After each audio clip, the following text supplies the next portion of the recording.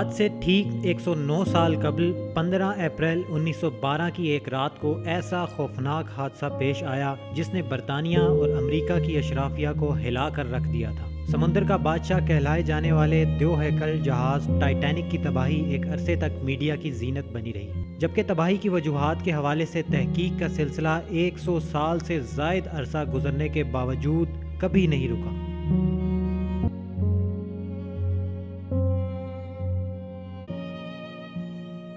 Titanic ایک ایسا دوہیکل بحری جہاز تھا جو گزشتہ صدی کے آغاز میں برطانوی بحری کمپنی وائٹ سٹار نے تیار کیا تھا، جس کی تیاری کا آغاز 29 مارچ 1909 کو شروع کیا گیا، جبکہ تکمیل 2 اپریل 1912 کو ہوئی۔ اس جیسا جہاز نہ پہلے کبھی کسی نے سوچا تھا اور نہ کوئی کمپنی تیار کر سکی تھی۔ ٹائٹینک کی تیاری پر $7.5 ملین کے اخراجات آئے، جو پاکستانی کرنسی میں تقریباً 1.25 ارب روپے بنتے ہیں۔ ٹائٹینک 401 یارڈز پر مشتمل تھا، جس کی لمبائی 882 فٹ 9 انچ تھی۔ اس جہاز کو صرف سنبھالنے کے لیے ہی 892 افراد پر مشتمل عملہ تعینات کیا گیا تھا۔ ٹائٹینک کی تیاری اور پہلے سفر پر روانگی کی بھرپور تشہیر کی گئی۔ برطانوی اور امریکی اخبارات نے اس کو بھرپور کوریج دی، جبکہ مغرب کی اشرافیہ کو اس کی تیاری کے حوالے سے خصوصی دلچسپی تھی۔ ٹائٹینک کی تیاری پر مغربی اخبارات نے یہ سرخی جمائی تھی کہ کبھی نہ ڈوبنے والا بحری جہاز تیار ہو گیا ہے۔ اس کے مالک نے تو یہ تک دعویٰ کر دیا تھا کہ اسے طوفان نوح تو کیا، خدا بھی نہیں ڈبو سکتا۔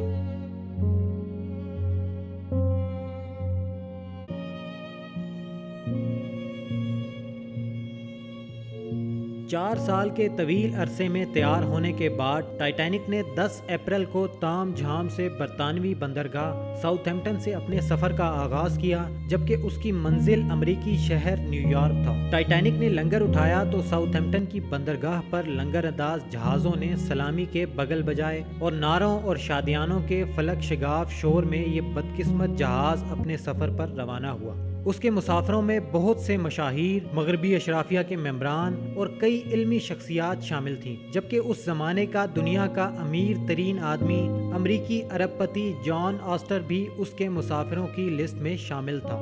جہاز کی روانگی کے اگلے دن یعنی 11 اپریل کو اخبارات میں اس کی رفتار اور مختلف مقامات سے گزرنے کی ہی خبریں تھیں، اور دنیا اس کی ہر حرکت سے مطلع ہو رہی تھی کہ چوتھے روز یہ خبر مغرب پر بجلی بن کر گری کہ ان کا سب سے بڑا شاہکار سمندر کی موجوں کی نظر ہو گیا ہے۔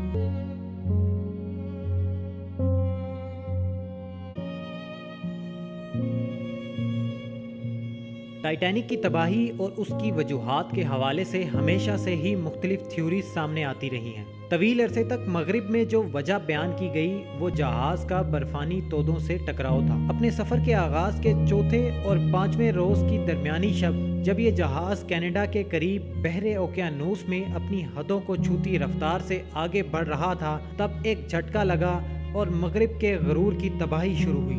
ٹائٹینک کو ڈوبنے میں 2 گھنٹے سے زائد کا وقت لگا۔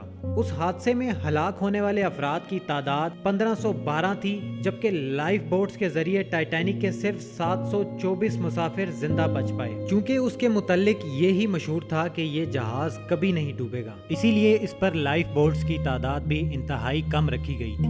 کہا جاتا ہے کہ مرنے والوں کی تعداد 1512 سے بھی زیادہ تھی، کیونکہ جن لوگوں کی جہاز کے عملے سے جان پہچان تھی ان میں سے بہت سے لوگ بغیر ٹکٹ کے اس جہاز پر سفر کر رہے تھے، جن کا کوئی ریکارڈ ہی موجود نہیں۔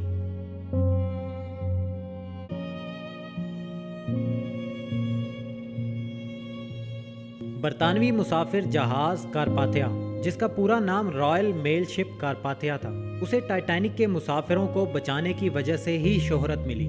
15 اپریل 1912 تقریباً 12:30 بجے کے قریب جہاز کو ٹائٹینک سے تشویشناک کال موصول ہوئی۔ کیپٹن آرتھر ہنری نے جہاز کا رخ ٹائٹینک کی جانب موڑنے کا حکم دیا، جو اس وقت جہاز سے تقریباً 107 کلومیٹر دور تھا۔ برفانی تودوں کی موجودگی کے باوجود جہاز انتہائی تیز رفتاری سے سفر کرنے لگا اور صبح 3:30 بجے حادثے کے مقام پر پہنچ گیا۔ ٹائٹینک 1 گھنٹہ قبل ڈوب چکا تھا، لیکن کارپاتھیا 705 مسافروں کی زندگی بچانے میں کامیاب رہا۔ جہاز 18 اپریل کو نیو یارک واپس پہنچا تو اس جہاز کے عملے کو انسانی جانیں بچانے پر بھرپور خراج تحسین پیش کیا گیا۔ ٹائٹینک کی تباہی کے وقت سب سے قریب جو جہاز موجود تھا اس کا نام سیمسن تھا، اور وہ حادثے کے وقت ٹائٹینک سے صرف 7 میل کی دوری پر تھا۔ جہاز کے عملے نے مسافروں کی آہ و بکا کو سنا، لیکن کیونکہ سیمسن کے عملے کے لوگ غیر قانونی طور پر انتہائی قیمتی سمندری حیات کا شکار کر رہے تھے اور نہیں چاہتے تھے کہ پکڑے جائیں،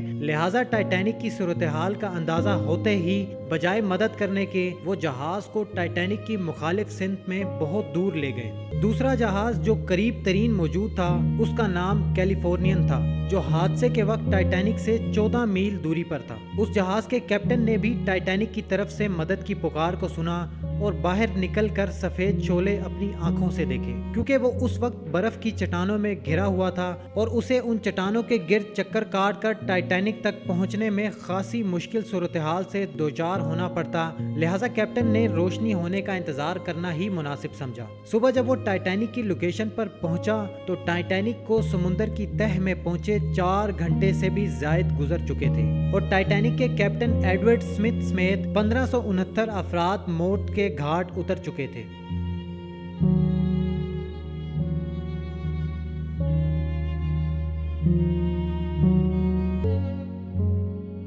ٹائٹینک کی تباہی میں زندہ بچنے والوں میں جہاز کا مالک اس میں بھی شامل تھا، جو خواتین اور بچوں کو ڈوبتے چھوڑ کر ایک کشتی کے ذریعے نکل گیا۔ اس کی خود غرضی پر وہ پوری زندگی دنیا میں نفرت کا نشانہ بنا رہا۔ اسے ٹائٹینک کا بزدل ترین شخص کہا جاتا تھا۔ اس میں اکتوبر 1937 میں ڈپریشن کی بیماری میں مرا۔ دوسری طرف جہاز کا پائلٹ ایڈورڈ جان سمتھ بیشتر عملے کے ساتھ خواتین اور بچوں کو بچانے کی کوشش میں خود ڈوب کر انسانیت پر احسان کر گیا۔ وہ آخری آدمی تھا جس نے جہاز سے چھلانگ لگائی تھی۔ اس کے بارے میں لائف بوٹ کے چلانے والے نے بتایا تھا کہ ایک آدمی آخری کشتی کی طرف تیرتے ہوئے لپکا تو ایک مسافر نے کہا یہ پہلے ہی اوور لوڈ ہے۔ اس پر تیراک پیچھے ہٹ گیا اور کہا all right boys, good luck and God bless you. یہ جہاز کا کپتان 62 سالہ ایڈورڈ جان سمتھ تھا۔ دوسروں پر اپنی جان نچھاور کرنے کے عظیم جذبے کو خراج تحسین پیش کرنے کے لیے اس کا مجسمہ سٹینفرڈ میں نصب کیا گیا ہے۔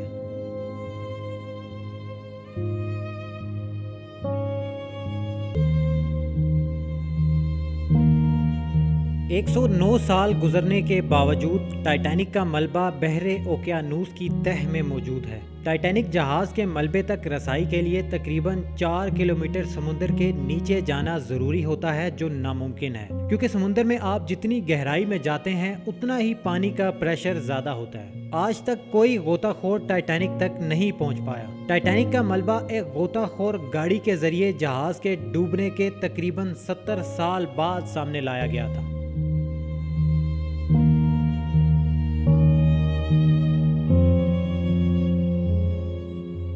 ٹائٹینک جتنا شاندار تھا اس کا مینیو بھی اتنا ہی شاندار تھا۔ 2015 میں امریکہ میں ٹائٹینک کا ایک مینیو کارڈ 58,000 پاؤنڈ میں نیلام کیا گیا، جو ٹائٹینک کے ایک مسافر نے لائف بوٹ میں چھلانگ لگاتے ہوئے محفوظ کر لیا تھا۔ مینیو کارڈ کے مطابق جہاز کے مسافروں کو چکن، بیف، مچھلی، سبزیاں، تلی اور بھنی ہوئی غذائیں، چانپیں، جھینگے سمیت کھانے کی وہ کون سی چیز تھی جو اس کا حصہ نہ ہو۔ ٹائٹینک کے ڈوبنے نے مغربی دنیا کے سماج، ادب اور سینما پر بھی گہرے اثرات چھوڑے۔ کئی بیسٹ سیلر کتابیں اس واقعے کے حوالے سے لکھی گئی۔ ہالی ووڈ نے ٹائٹینک کے ڈوبنے کے واقعے پر کئی شاہکار فلمیں تخلیق کی۔ ٹائٹینک کے ہی نام سے فلم بھی بنائی گئی۔ اس فلم نے 2.1 بلین کا بزنس کیا اور اب بھی اربوں لوگوں کی پسندیدہ ترین فلموں میں شامل ہے۔